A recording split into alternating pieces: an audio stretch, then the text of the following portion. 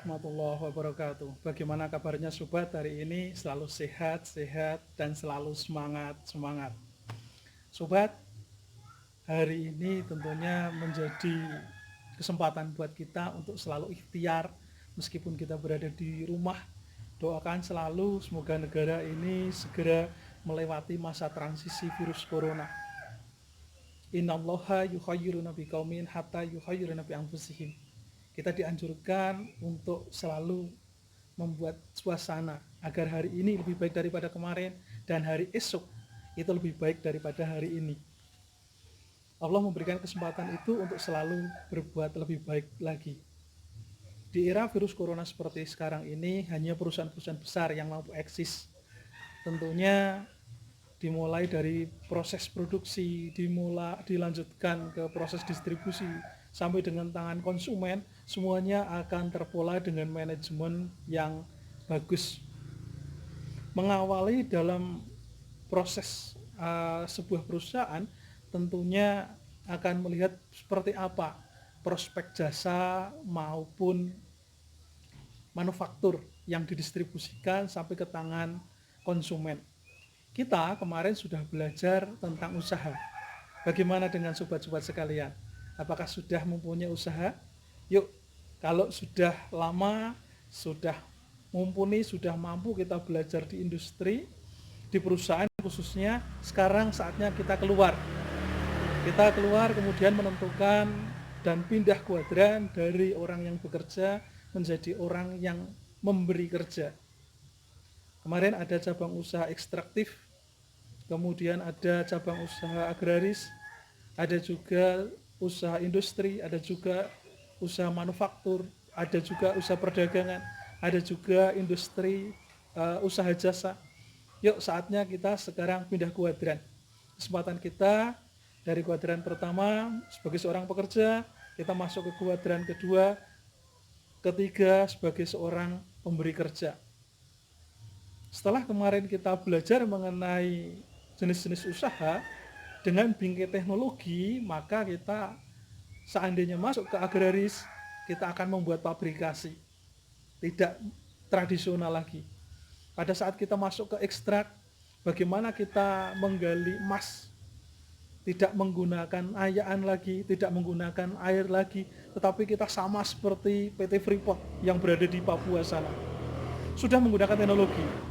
Pada saat kita masuk ke industri perdagangan, sekarang kita sudah ada handphone, smartphone. Kita gunakan kesempatan itu.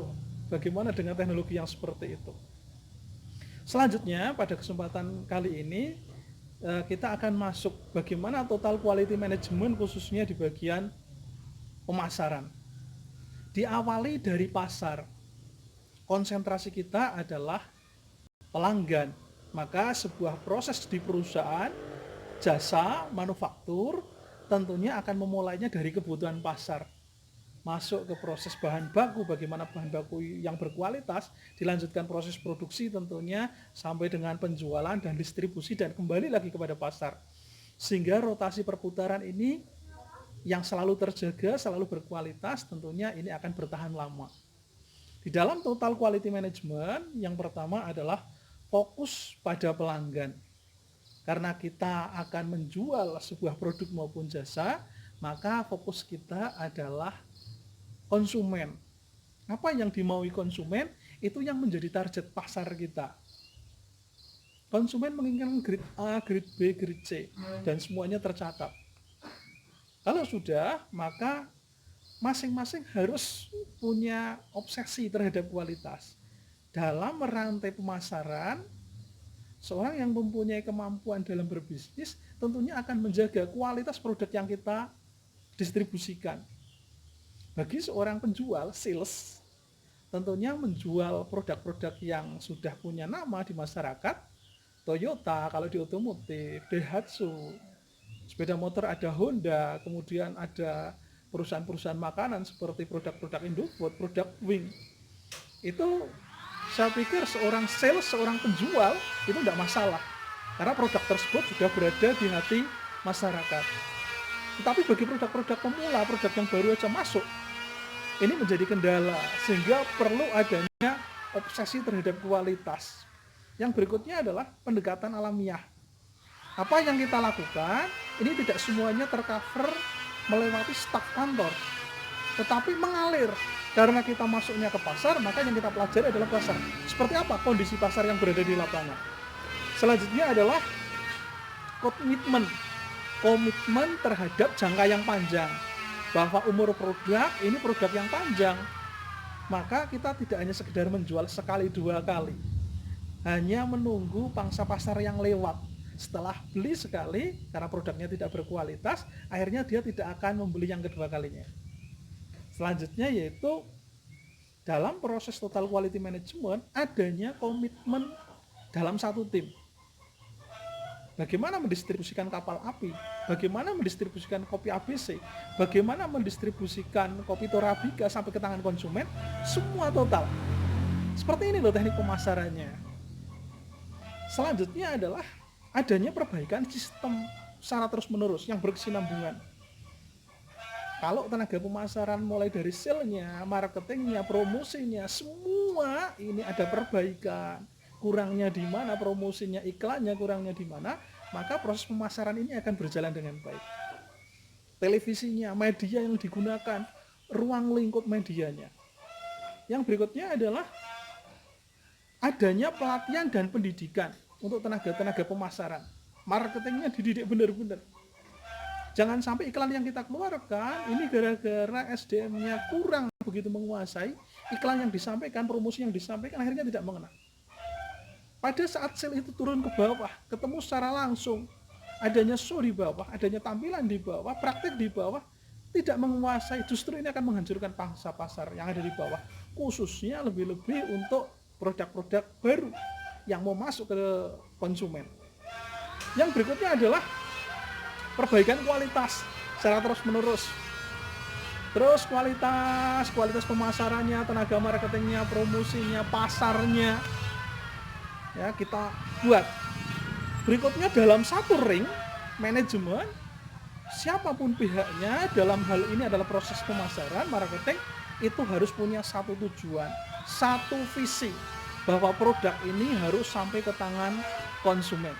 Dan konsumen akan membeli berulang produk yang kita jual, sehingga keberlangsungan perusahaan tetap eksis.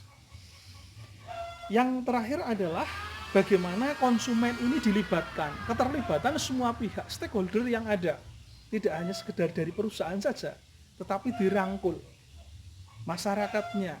Oh ternyata segmennya Misdab di sini, segmennya Sarimi di sini, Supermi di sini, produknya Indofood di sini, dirangkul mereka. Mereka menjadi bagian dari perusahaan. Apabila total quality management tersebut berjalan dengan baik, masing-masing bidang bekerja sesuai dengan tanggung jawabnya, tentunya perusahaan ini akan lebih bisa eksis.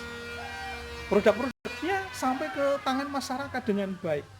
Bahkan perbaikan-perbaikan tersebut akan disambut oleh masyarakat. Masyarakat bisa memberikan keluhan karena manajemennya sudah jalan. Demikian sobat, berkaitan dengan techno entrepreneur hari ini dan bagaimana kita masuk ke analisis pemasaran di total manajemen pemasarannya, marketingnya. Ini salah satu terobosan, apalagi di era adanya corona seperti sekarang ini, tentunya tidak mudah untuk bertatap muka. Dengan adanya teknologi, maka bisa lebih cepat, lebih efektif. Yang sebelumnya menggunakan padat karya, yang sebelumnya menggunakan banyak biaya, ini bisa ditekan. Efektivitas dan efisiensi bisa kita tekan. Selalu jaga kesehatan, selalu berpikir positif, dan pastikan bahwa doa yang kita panjatkan segera terkabul sehingga virus corona tidak merebak di Indonesia. Salam buat keluarga, saya akhiri. Wassalamualaikum warahmatullahi wabarakatuh.